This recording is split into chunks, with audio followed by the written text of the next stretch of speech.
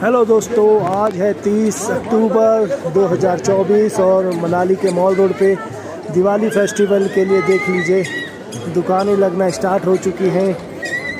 आप देख सकते हैं पूरा मॉल रोड बहुत अच्छी तरीके से सजाया गया है और टूरिस्ट भी है, लोकल भी है जो यहाँ ख़रीदारी करने के लिए आए हुए हैं। और इस साइड आप देखेंगे पूरा मार्केट सजा रखी है दिवाली के सामान के लिए।